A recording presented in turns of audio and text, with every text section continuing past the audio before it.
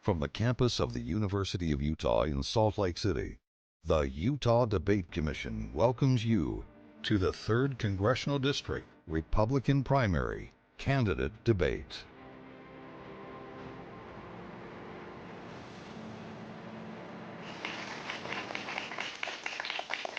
Good evening and welcome to tonight's debate with the Republican primary candidates running for Utah's 3rd Congressional District. I'm Thomas Wright. It's my pleasure to moderate tonight's discussion, sponsored by the Utah Debate Commission, an organization dedicated to educating voters and encouraging the civil exchange of ideas. The candidates tonight are J.R. Byrd, John Dougall, Mike Kennedy, Case Lawrence, and Stuart Pay. If you're watching or listening live, you are welcome to send your reactions and questions on social media to the hashtag UTDebates. The format for this debate is as follows. Each candidate will have a predetermined time to respond to the questions, and on occasion there will be a rebuttal time. A random drawing held prior to the debate determined that candidate Dougall will get the initial response to the first question. We'll then alternate turns on the remaining questions throughout the debate. Okay, candidates, let's debate. John, you've been the state auditor and are known as Frugal Dougall, so we're going to start with the national debt. The national debt right now sits at $33.15 trillion and is growing every day. Both parties are to blame. Both parties promise every year that they're going to do something about it. Utah has a balanced budget amendment and leads the nation by example. If you're elected, what are you going to say to the Speaker on your opening day, and what can you do specifically to cut the budget to eliminate deficit spending and eliminate our greatest national security threat, which is the national debt? Well, thank you. It's a pleasure to be with you tonight. Clearly, the national debt is one of the greatest security threats we have facing our nation. It is ballooning out of control, as was mentioned. One of the problems, I think, is most people do not understand numbers. They're afraid of numbers. They do not understand budgets. That includes congressmen and women. They do not understand the dire circumstance we're in. And I will tell the Speaker that my top priority is helping folks understand the problems with the out-of-control spending and how we need to rein that in. Right now, we're overspending by about 30%. And that debt is ballooning. It's going to drive higher taxes, higher inflation, and it's going to push out investment. And that all is going to cripple the economy. Helping folks understand we can't just cut waste and fraud. We have to dive in. Congress has two key responsibilities, budgeting and oversight. It's failing at both because they're hard. Budgeting and oversight is what I've done for decades. Thank you. Candidate Kennedy. Growing up in poverty, I recognized early on that if I didn't control money, money would control me. And it's frankly ridiculous to watch our federal legislators put on the credit cards of our grandchildren the debts of the distant future. And I'm deeply invested in making sure that we stop that ridiculous process. These omnibus bills that nobody even has a chance to read, I will vote no on every omnibus bill that comes to me that I don't even get a chance to read. These are 1,000-page bills, and people are given less than 3 hours to read them. The answer is no when that happens. In addition to that, as a doctor, I've lived within Medicare and Medicaid, two are the primary drivers of our national debt as a professional for 25 years. I know where the fraud, waste, and abuse are in those systems, and I know also that we can preserve the high-quality care that we've all come to expect from those programs, and at the same time, get rid of ancillary spending that does not improve the health of people. And I'd love to roll up my sleeves and actually work on that vital national interest. Thank you. Mr. Lawrence, you're next. My background and experience has prepared me uniquely to lead on the issue of the deficit in our budget.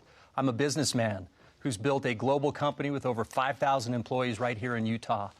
I understand how our economy works. I know how to create jobs. I know how to balance budgets and make organizations run efficiently. It is important. Our country is at a crossroads. It's important to send serious people back to Washington, D.C., who will lead and stand and fight for the American dream. And that starts first and foremost with our budget. I will push for regular order in the budget process. It has been far too long since we've been operating on that basis. Anyone who's run a company or any organization understands the value of process in doing that. We need to get back to regular order. We need to reform our entitlements. I'm sure we'll get into that later tonight. And finally, we need to end big government giveaways in the form of these big aggregate spending bills and student loan forgiveness. All of these are immoral and wrong. Mr. Pay. As a lifelong resident of As a lifelong resident as one born and raised in the Wasatch Front, I learned the value of a dollar a long time ago. My parents taught me to be judicious with how I spent and work hard for every penny I earned. When we talk about the debt that Congress sees, it's because the men and women who make up Congress today don't feel that. They don't feel the needs of the average American or the average Utahn or the average member of the 3rd Congressional District. We need people who go to Congress and stand tough, who will drive us back to transparency and openness about the budgeting process.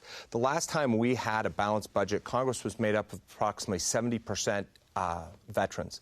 These men and women had a shared experience and a shared set of values that allowed them to work together to make our government work. Today, we're down to 18% veterans in Congress. As a result, we have a chaos caucus. They have no shared relationships, no shared values, no shared experiences. Those are the types of people we need in Congress. Thank you. Mr. Byrd. Yeah, did you know that our children will inherit $266,000 each in debt?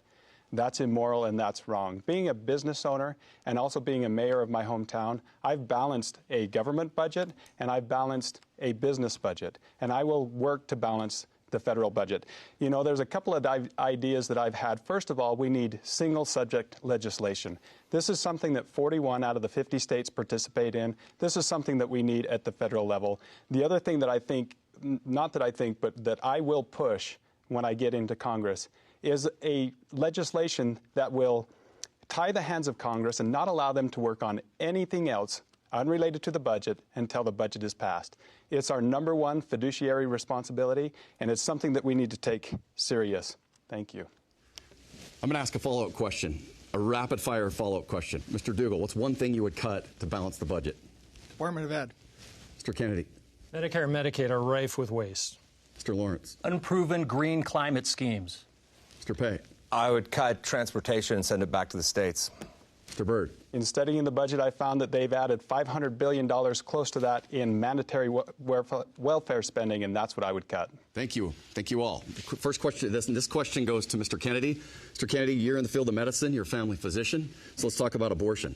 With the Dobbs case, the U.S. Supreme Court returned the regulation of abortion to the states. However, we have seen recent debate that there should be federal legislation on this issue. Would you support legislation that would allow abortion up to 15 weeks? Why or why not? I have 8 children. I have 9 grandchildren. The 9th is actually going to be born in the next few weeks. I take care of children in my professional life. I've been doing that for 25 years now. I was second of 7 children and took care of my brothers and sisters growing up. I'm a pro-life person. I'm a pro-life professional. I'm a pro-life legislator. I've got a 100% pro-life record as I've worked through the state legislature, and I believe Utah does it right. The reality is we should support women in making the choice to keep those babies, and if they don't feel like they can keep those babies, then we need to provide them support that they can put those children up for adoption. In this case, the laboratories of democracy are the right place for this to happen. For the past 50 years, we've lived under Roe v. Wade. And with the Dobbs decision, states have a chance to innovate. And I'll admit, some states are doing this terribly wrong. Utah does it right. We allow abortion with rare exceptions, but I'm a pro-life legislator and will do everything in the federal legislature to promote life. Mr. Lawrence. I am strongly and unequivocally pro-life. I was grateful for the Dobbs decision in June of 2022 that overturned Roe v. Wade after 50 years of having this decision at the federal level. And yes, the Dobbs decision moved that authority, that abortion restriction authority, back to the states. But more importantly, it took it out of the hands of the judiciary and unelected judges and gave it back to the representatives of the people, including Congress. Look, I support letting this play out at the state level for now. But we have to be aware of what's happening in our country, namely California, Illinois, New York, even Oregon. Extreme abortion states are marketing and encouraging abortion tourism throughout our country, recruiting, literally, women and young minors to go to their state for any kind of abortion at any stage of pregnancy. If that continues, we need to strongly consider a federal ban. I think a 15-week ban is supported by most Americans, and I could certainly support that. Thank you. Mr. Pay. Yes, I am strongly pro-life. Like Dr. Kennedy mentioned, I am one who believes that abortion should only be allowed in very rare exceptions. Those exceptions are life of the mother. and in cases of rape and incest. I would note that I do not believe this is something that should ever be given to the federal government, because if we can legislate it away in the federal government one day, the next year the federal government can legislate it back. Abortion, and like so many other things, should be the bailiwick of the states. We cannot allow the federal government to run our lives. Supporting federal bans of abortion would be nothing more than growing the federal footprint in our state. That is something that we all know is not something we want. We all deal with federal regulations on our public lands and other federal regulations in our businesses. We can't allow this to start with our private lives and things like abortion. So I would not support a federal ban on abortion. Thank you. Mr. Byrd. Well, I'm proudly pro-life. And, you know, when it comes to abortion, this is a very delicate issue. I do not support abortion being a form of contraception. I do realize that there are certain situations where, in the life of the mother, and rape and incest and those extraneous circumstances, that may be allowed. And I feel for those women that find themselves in those circumstances. I'm so grateful that we have Pro-Life Utah and Susan B. Anthony and other organizations that do a really good job to support those women making that choice and helping them through that situation. I'm grateful that Roe versus Wade was overturned and that decision went back to the states. I feel like Utah does a great job with the abortion issue, and I think at this moment in time it needs to be left with the states. Thank you. Great. The final response on this question goes to you, Mr. Dugal. Thank you. I'm staunchly pro-life. And no, I do not believe there should be a federal ban on abortion. Our federal government is one of limited powers, with everything else left to the state and the people. We've spent 50 years as a Republican Party making the case that this is a state issue. And now the Supreme Court rightly returned it back to the states and to the people. I think those that are continuing to push it at the federal level will ultimately end up with a California-style pro-abortion plan and policies. We should fight that, and we should keep it at the state level. Thank you. Mr. Lawrence, this question goes to you. You're a CEO, and on your website tout that you're a problem solver because of your business experience. So let's solve the problem. Housing affordability is the #1 issue for likely voters in Utah, according to a recent survey by Sutherland Institute. The median price has increased from $305,000 to $535,000 since 2018. Did government at any level contribute to this problem? And the second part of that question is, should the U.S. federal government prioritize funding for affordable housing initiatives over infrastructure projects and other things they're funding to solve the affordable housing crisis? The answer is yes. Government did affect and help cause this problem, and I'll explain why. First and foremost is inflation that has been given to us by the Biden administration.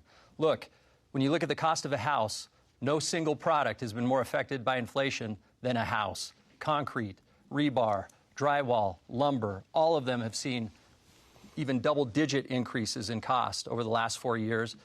Nothing has affected the affordability of housing in Utah or in this country in the last few years than inflation. Secondly, because the Biden administration was flat-footed on inflation, all the precursors, all the warnings, all the signs were there.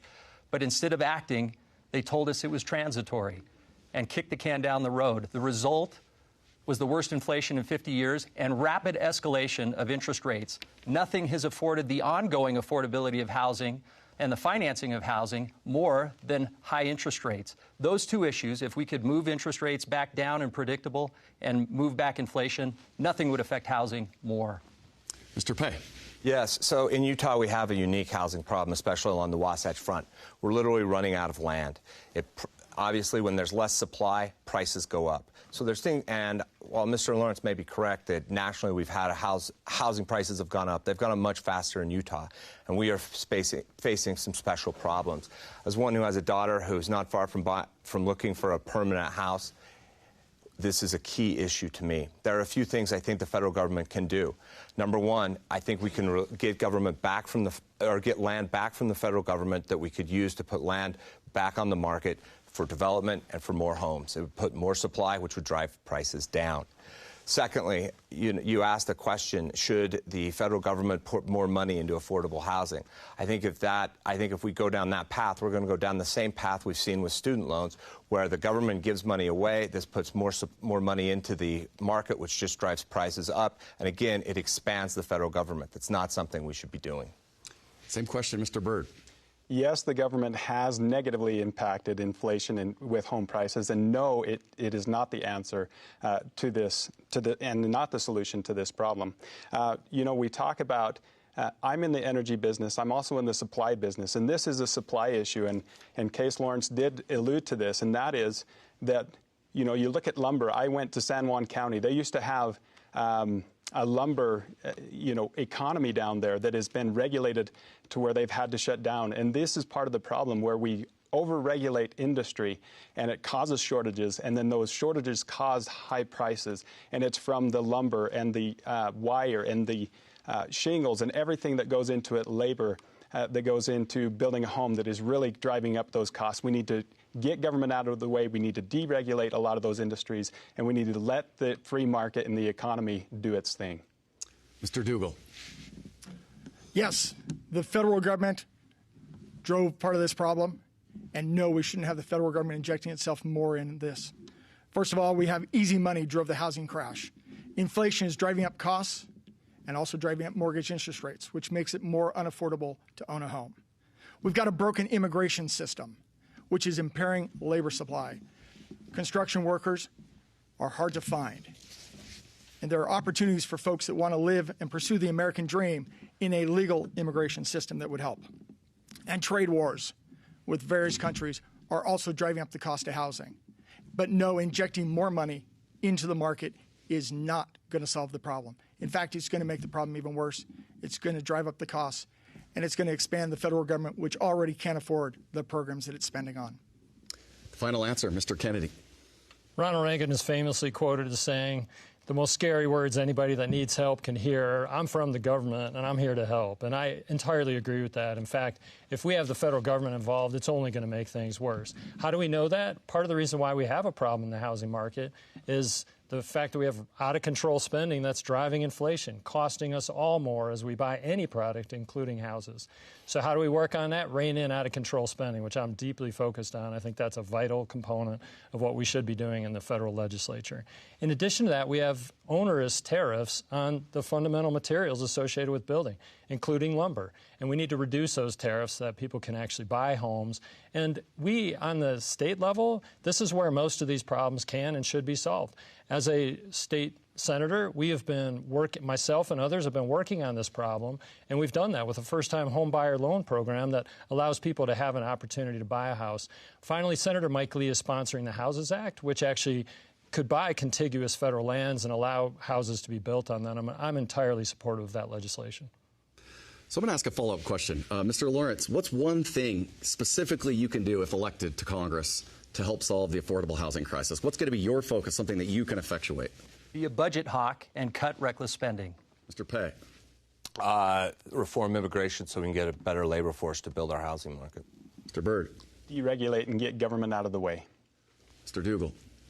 Cut spending. Out-of-control spending is driving up inflation. It's driving up the cost of housing. Mr. Kennedy. The overwhelming regulations associated with building and living in a house, those need to go away. This question will go to you, Mr. Pei. You served, I think, 12 years in the Army National Guard. Thank you for your service. Let's talk about Ukraine and Russia. Should the United States continue to provide military aid to Ukraine in its conflict with Russia, considering the potential risks of escalating tensions with Russia, the threat of Putin potentially invading a NATO country, and the broader implications of our relationships with China and Iran? Yes. The answer is yes. And the reason is if we don't stand with Ukraine, if we don't provide them the weapons and ammunition that they need, then then the parade of horribles you just mentioned comes true. Right now in the world, we see a evil bloc, if you will, of Iran, North Korea, China, and Russia coalescing against America and its interests.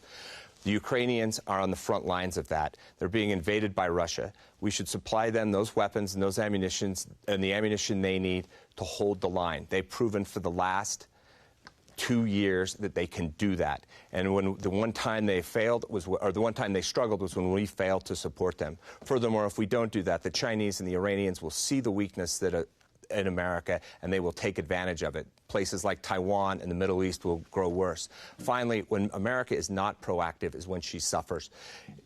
Bill Clinton had a chance to get Osama bin Laden. He chose not to do it. As a result, we got 9/11 and 20 years of war. Mr. Byrd. This is a difficult situation, and I tell you, it pains me to see the death that's happening in Ukraine and even in Russia. We've been in a quagmire for 2 years. We've sent hundreds of billions of dollars to Ukraine for funding, and we're not moving the needle. In my research, I found several things that we could be doing that we're not doing in this conflict. First of all, we had a President Biden, who put a pause on LNG exports to Europe in the middle of this conflict. If we're not selling gas to Europe, and then who will? And it's Russia, and so we're indirectly funding Russia. I found that through loose sanction, Russia's also laundering oil through India and Greece that is being sold as refined products back to the United States and Europe. The third thing, we're still buying 12% of our uranium to power our power plants from Russia. We need to put massive sanctions on Russia. There's so much more that we could be doing to end this conflict, and that's what we need to do before we continue with unfettered aid. Same question, Mr. Dougal. National defense is the key reason for the federal government. Pretty much everything else can be left to the states and to the people. So when it comes to Ukraine, absolutely, we need to support Ukraine. Speaker Johnson was absolutely correct. I'd rather send bullets than boys. I don't want boots on the ground. But I also want to avoid European countries exercising and invoking Article 5 of NATO, where we come to their mutual defense. We need to stop Russian aggression. But in addition to that, we need to strengthen our industrial complex. We need to be able to have the strength to face whatever threat is coming, whether it's Russia or China. China is a great emerging threat. We're overly dependent on China. We're in a trade war with them, and yet we're not well prepared if we end up in a hot war with China. And so we need to step back and we need to refocus on what we're trying to do to make sure that our government provides national security. Because once again, spending is undercutting our military. Same question, Mr. Kennedy. A few years ago, Joe Biden, in a disastrous withdrawal from Afghanistan, sent a message to every dictator on the planet that it was time to move because the United States president was asleep at the switch. That's part of our problem. We have international wars because we have a president who's incapable of understanding the nature of what he does or doesn't do. So when it comes to the freedom fighters throughout the world, I'm deeply supportive of all of them. God bless them in their efforts. The United States of America is a freedom-loving country. But we cannot be the police officer of the whole world. We don't have the money to do all of this. Our grandchildren don't deserve us to rack up more national debt to support international wars that are not directly in our national security interests. When Ukraine needs help, we want to provide it, but you need to pay for it. And in that case, if they can't pay for it, we should seize Russian assets and make Russia pay for the mess that they've created for us. And I'll add to that, when it comes to Israel, I stand firmly with supporting Israel as well and selling them and Ukraine bombs, bullets, tanks, and medicines so they can prosecute their wars and survive. And finally, Mr. Lawrence. Our world is on fire. And the reason it's on fire is that this president and his administration have projected weakness and uncertainty on the national stage. That weakness is provocative. It's provocative to troublemakers like Putin, and as well as to China and Iran and their proxies. We need to counter that. We need strength and deterrence on the world stage, a strong American presence. Part of that formula for a strong American presence is supporting our allies abroad. Look, when we talk about Ukraine, we talk a lot about the cost, and we skip over talking about the cause. Their cause is just. They are freedom fighters protecting their homeland. I have been inspired by their courage and their resilience in the war against Russia. I don't believe in foreign aid. I believe in foreign investment in American interests. Future aid to Ukraine will be based on facts on the ground and how those affect American interests. I'm going to ask a follow-up question. Mr. Pei, the most recent funding to Ukraine bill was opposed by Representatives Malloy and Burgess-Owens, and it was supported by Representative Curtis and Moore. How would you have voted? I would have voted yes. Mr. Byrd? I would have voted no. Mr. Dougal? I would have voted no. Mr. Kennedy? I haven't read the bills completely, so I'll have to reserve that until I read the bill entirely. Do I need to ask a follow-up? You certainly may. Mr. Lawrence? Yes. Thank you. One last question. If a NATO country is invaded by Putin, does it change your stance on the answer that you just gave? Mr. Lawrence? Or, I'm sorry, Mr. Pei.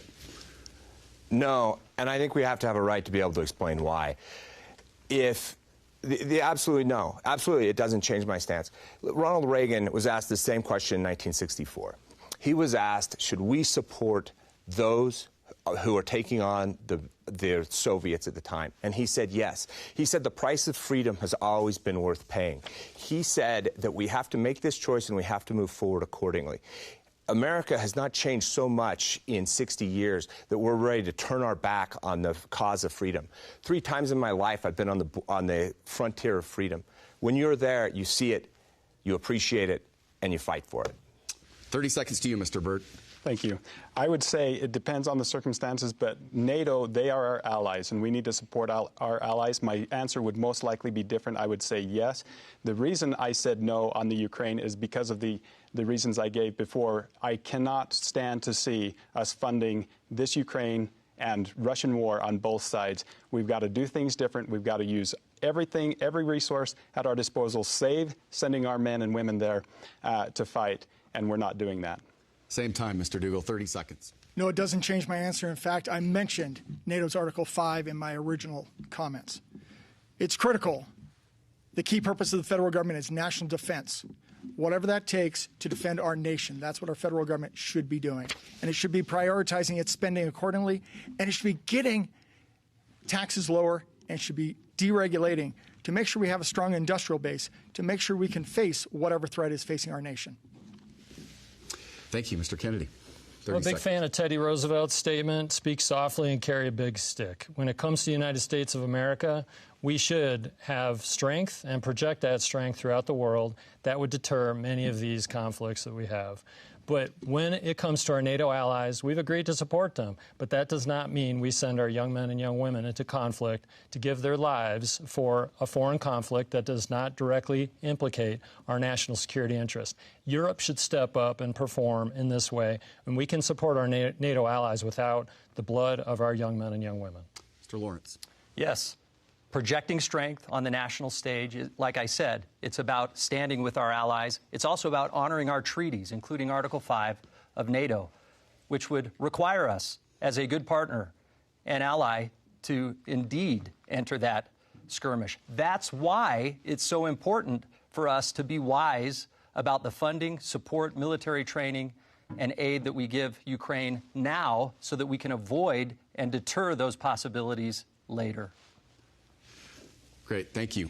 This question, the final question of the first round, will go to you, Mr. Byrd. After this, we're going to ask a question from social media to prove that we are listening at the Utah Debate Commission and we want social media interaction on the hashtag UTDebates. So that'll come up in just a second. Mr. Byrd, you come from an energy part of our state. You've had a career in the energy sector. So let's talk energy. Utah coal production dropped to its lowest level in 45 years in 2023, stemming from the closure of 2 mines. With solar-only production, 12% of Utah's overall electricity, how will we generate energy in Utah?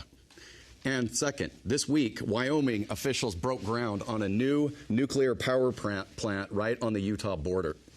Would you support a nuclear power plant in Utah? And if so, are you comfortable storing the waste here? I'll answer the second question first. And that is, yes, I'm comfortable with having a nuclear power plant here in Utah. Look, we have one of the largest uranium deposits in the state and in the nation here in District 3. And we need to utilize that. We have mines. We have the ability to be self-sustaining and provide power. Again, I mentioned before, we're buying most of our uranium 90+% from other countries, 12% from Russia. We need to change that and start supporting our own economies. As far as coal mining and coal-burning power plants, they have come so far to clean up the particulates going into the air, NOx and SOx, and all of these things. They're doing a really good job. We need to support that industry. That is our base load power. You know, the renewable industry is great, but the problem is we need, when that is available, it's usually during the day, and our peak times is during the night and in the mornings when we need this baseload power, and we need to support those industries that support our baseload power for our grid. Mr. Dougal. Absolutely. Americans demand reliable, affordable energy, and that's what we should be providing. We need a free market with all of the above energy solutions, whether that's green solutions like you mentioned, or traditional sources that are reliable. I also support nuclear, the traditional form as well as the new form coming out of Wyoming. And yes, I'd be comfortable storing whatever waste, because at the end of the day, as was mentioned earlier, one of the other key things is energy dominance is good for global security. So we shouldn't just be providing energy locally to our own communities. We should be supplying the world with that energy, making sure that they're not dependent on Russia or China. Mr. Kennedy. American exceptionalism, as with most things, is the answer to this question. The reality for us in the United States of America, and particularly with our good people in Utah, is we know how to use these resources, coal, oil, natural gas, and nuclear, in a safe and effective way that actually keeps our environment clean. There's nobody in this room within the sound of my voice that wants dirty air and dirty water. And so we need to turn this over to the good people of Utah and the good people of the United States so we can be dominant in our independence with energy.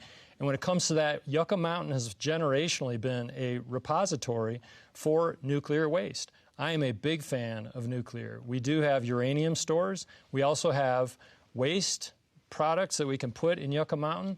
And finally, we have vast tracts of federal land. We could build many power plants all around Yucca Mountain and dispatch that energy all over the country in a clean and effective fashion so we can be energy dominant and independent. Same question, Mr. Lawrence. I believe in an all-of-the-above energy policy that would include clean nuclear energy and certainly also includes coal energy. Just a week and a half ago, I was down and toured the Huntington coal power plant. It is run responsibly, efficiently, and it is a valuable asset to our state that we should keep in action and keep in operation. Look, the 3rd District of Utah is a microcosm of our country, and there is no greater correlation between a booming American economy than a booming energy sector. We need to unleash our energy sector. That includes the frontier, which is rare earth minerals, of which Utah has rich resources, and we need to lead out in producing and developing and accessing those rare earth minerals for our new economy. The other thing I have to mention, I trust and believe in American innovation and American entrepreneurs to continue to add to this discussion with innovation and technologies that are going to increase our energy independence. Mr. Pei. Yes, as a lifelong resident of the 3rd Congressional District, I remember when an Intermountain Power Plant was open. It was a big deal. It brought jobs to Utah, it brought jobs to Delta, Utah, and it brought mining jobs to Carbon County and Emery County. It was a great moment for this state. Today, California and other states continue to push back against coal energy.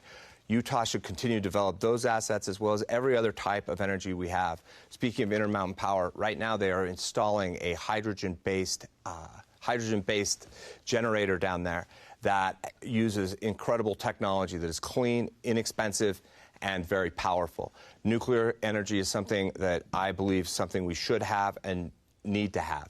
Not only does it provide, not only if we build a nuclear plant in this district would it be near Denver, the Wasatch Front, and Las Vegas, but it would also provide jobs in southeastern Utah where they mine and mill uranium.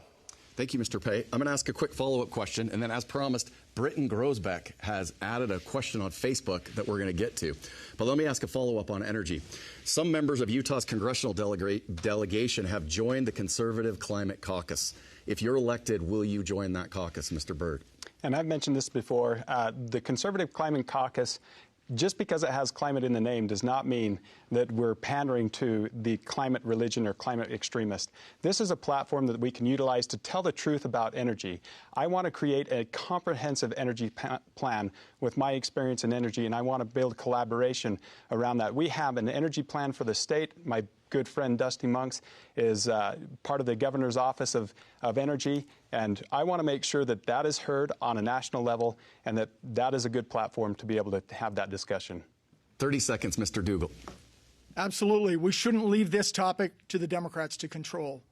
I think with our free market approaches, we have a much better way to address not only environmental concerns, but having better energy policy for Americans.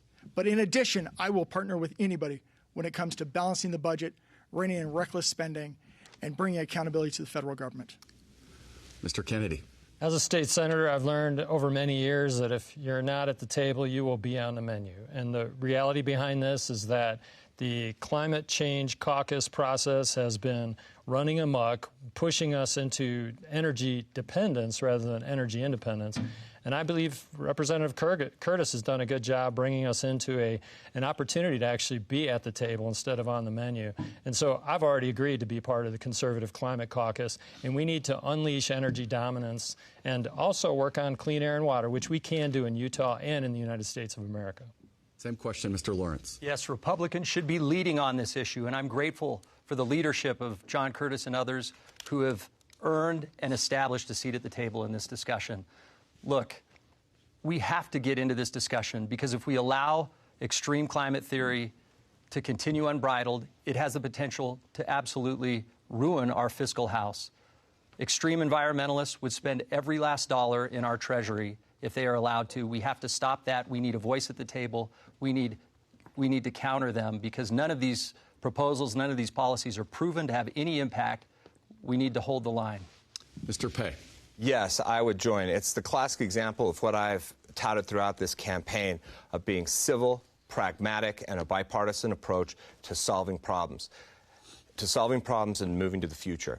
This is a way to defend our energy industry here in Utah. It's a way to energy dominance throughout the world. We have to understand how this game works. We have to be ready to play with it, play in it.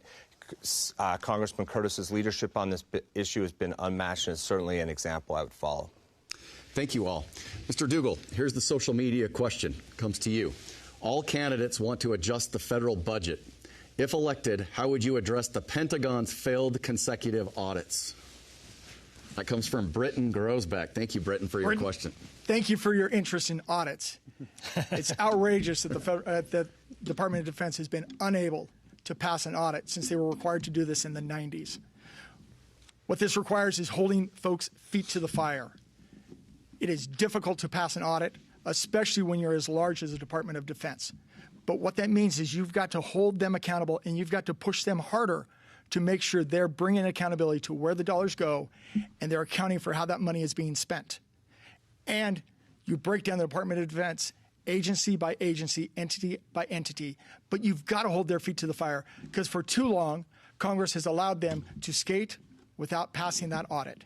They didn't even have to try and do the audit, and then when they started doing it, they've been failing.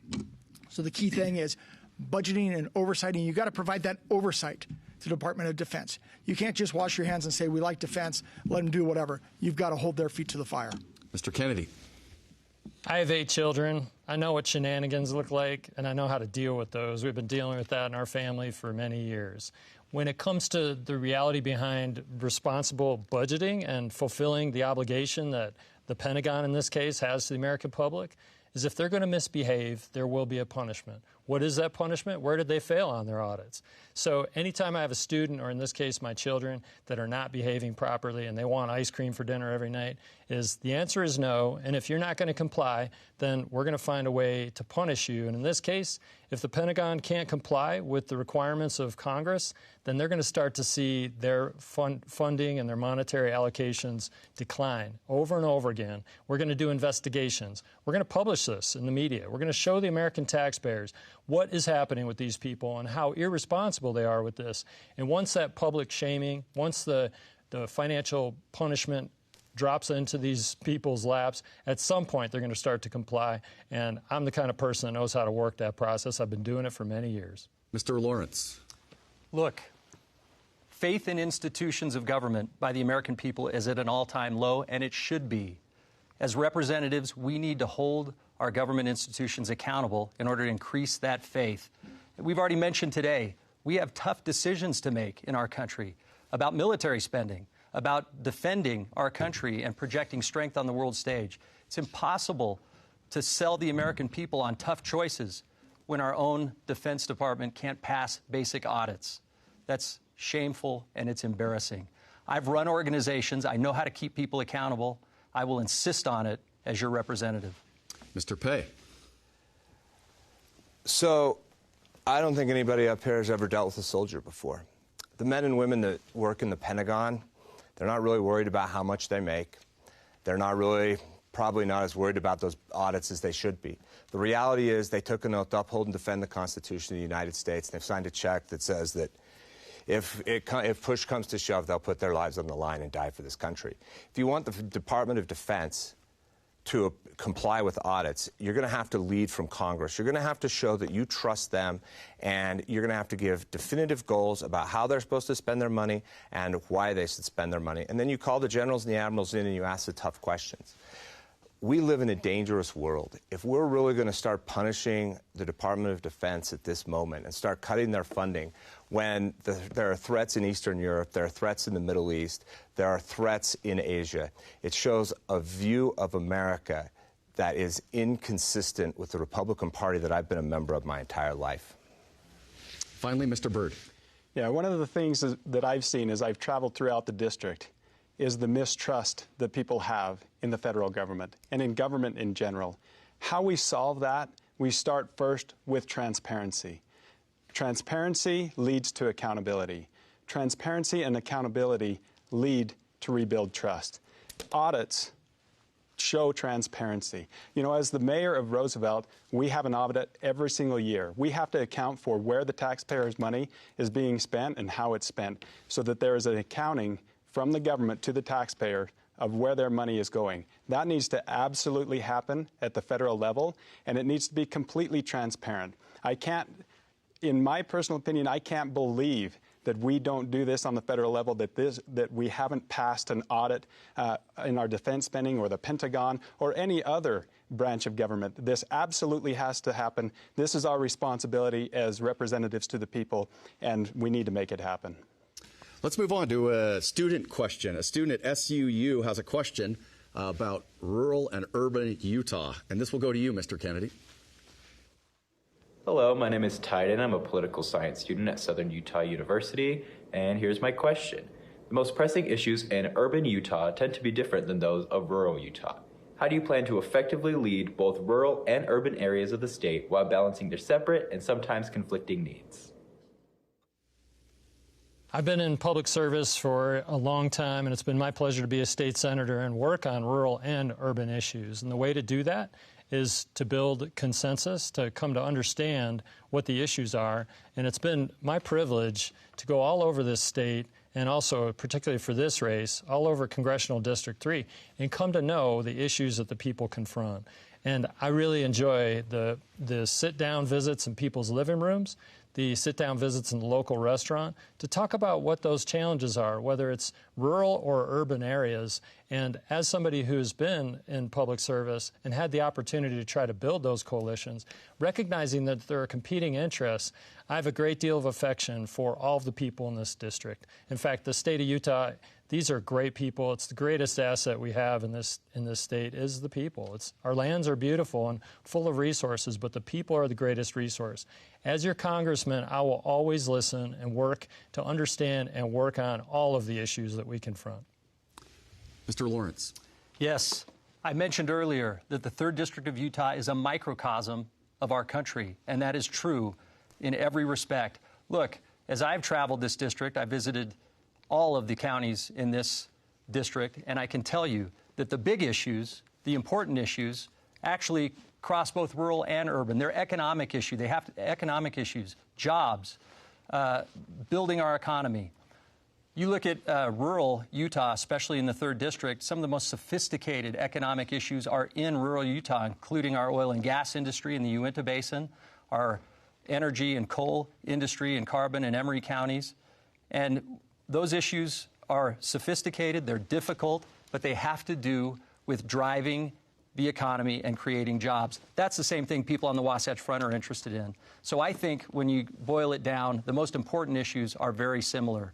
We can agree and come together to work on those issues. I understand the economy. I know that's the most important thing to focus on in this role, is building the economy in Utah and in our country, and that's what I will focus on. Mr. Pei.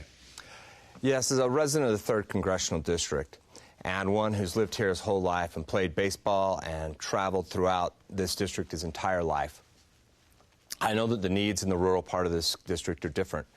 NEPA and FLIPMA and the way we can use our federal lands impact the people who live their lives every day, whether it's from this ridiculous conservation rule that was recently passed down, whether it's the way that federal agencies regulate land, and ignore our local resource plans.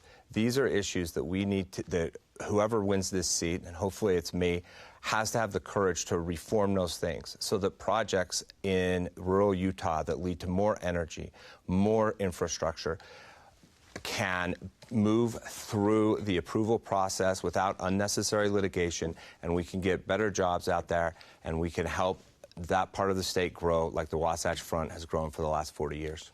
Same question, Mr. Byrd.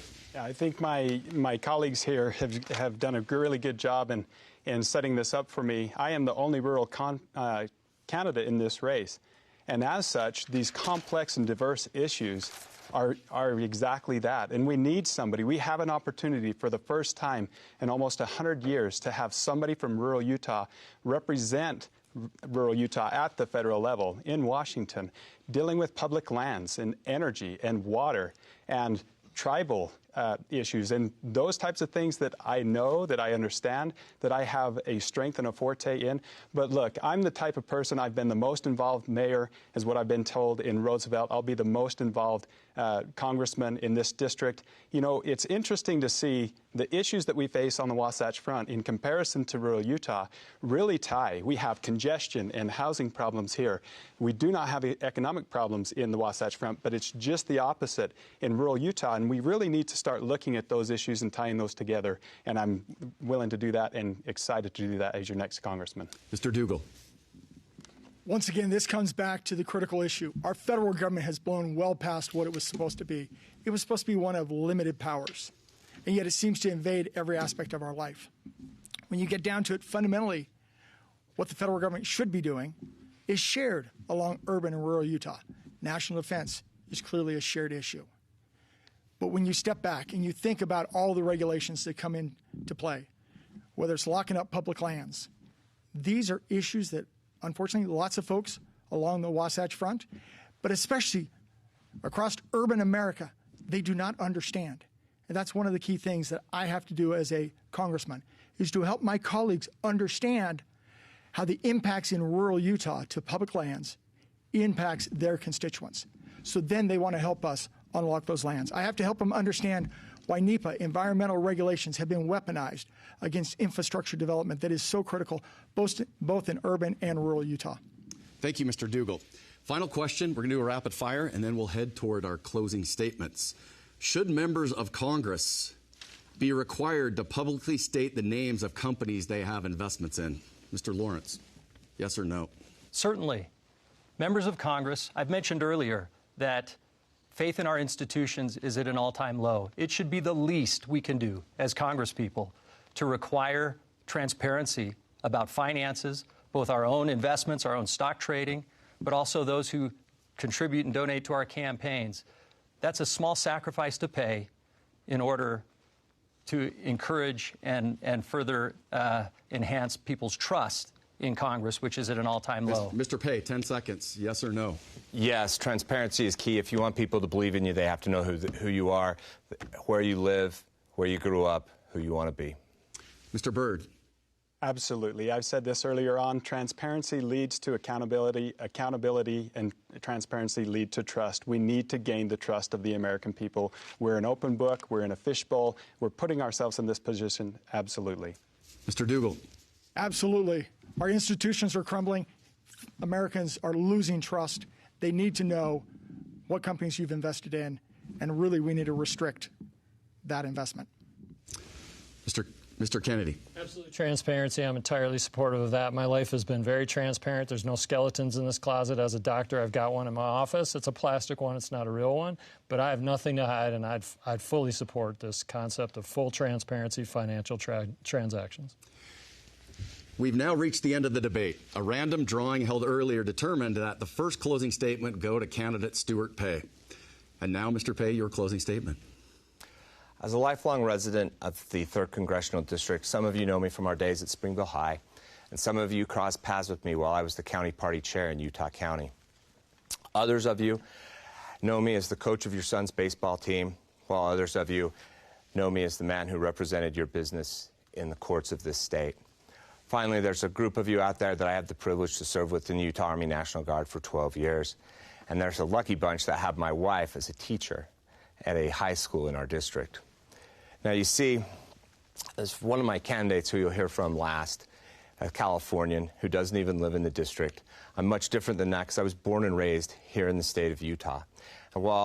And as a result of that, I have deep connections not only to this district, but to many of you watching. And as Governor Cox said, while I wouldn't go as far as Governor Cox went last night in building a wall to keep Californians out, I wouldn't send one to Washington, D.C. to represent you.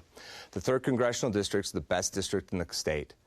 We deserve to have one of our own represent us. That's why Senator Romney and Congressman Stewart have endorsed me and why I ask for your vote. Thank you. Mr. Byrd. Yes, thank you. And thank you, Thomas, for hosting this and also the Debate Commission. Again, I was born and raised also in the Uinta Basin. I've been married for 23 years to my beautiful wife who is here tonight in the audience. We have 4 children, 1 grandchild that was born about a month ago. And, you know, I'm doing this for him, and I'm doing this for my family, and I'm doing this for you and your family. I grew up in the Reagan era, when America was the shining city on the hill, when Americans could be proud to be Americans. Where we had freedoms and opportunities and hope, and I want to restore that hope. I want to make sure that we have transparency, accountability, and restore the trust in the federal government. I want to make sure that people understand, coming from rural Utah, I have a in-depth understanding of public lands, of the issues that we face at the federal level that affect our district. I'm ready to serve you, happy to serve you. I'm J.R. Byrd, and I ask for your vote. Mr. Dougal. America is a grand experiment, founded on the idea that we're all free to pursue life, liberty, and happiness.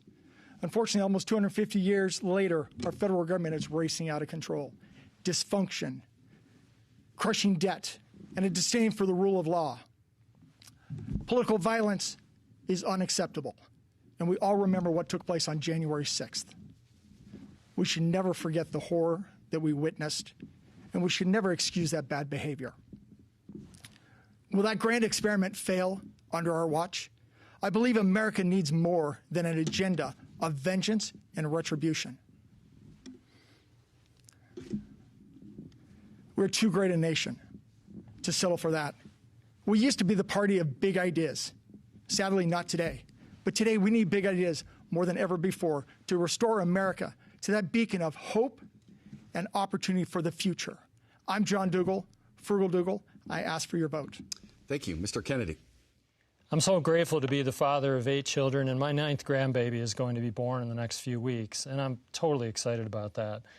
The United States of America is at a critical juncture, and I want to make sure that the United States is what it should be, the greatest nation in the history of the world, and I want to fight to preserve and protect that. The reality for me is over my years, I've learned a lot of things. As a doctor, I'm a trained listener and healer. As an attorney, I'm a trained advocate for justice. As a small business owner, I know how difficult it is to make payroll under onerous government regulations and taxation. And finally, as a state senator, it's been my privilege to demonstrate that working together, we can solve any problem. If you hire me for this job, and I'd be honored to have your support, I don't need training wheels for 18 months to get me going. I've actually done the responsible and important work that we would expect in Utah. I've passed complex legislation under civil and thoughtful constraints and worked with people to make things happen. I'm Mike Kennedy, and I'd be honored to have your support. Mr. Lawrence. I don't believe politics should be a career. I don't think that's what our founding fathers intended.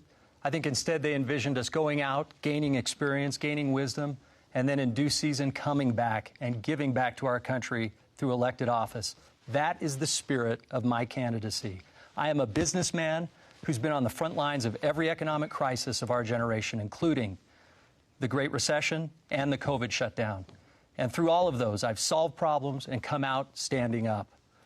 I'm asking for you to send me and that experience back to Washington, D.C. And if you do, I will make you proud. I will represent the 3rd District on the national stage with honor and with skill. I'm asking for your vote and your support. Thank you. Thank you, candidates, for participating tonight and for your dedication to public service. Election Day is Tuesday, June 25th. Contact your county clerk if you have any questions about making your vote count in this election. We greatly appreciate PBS Utah for donating the production facilities to broadcast this debate. We are also grateful for the Larry H. and Gail Miller Family Foundation, Zions Bank, the George S. and Dolores Dory Eccles Foundation, and the Stewart Family Foundation for their generous support of the Utah Debate Commission. This debate and others from previous years are available online at utahdebatecommission.org. I'm Thomas Wright. Thank you and good night.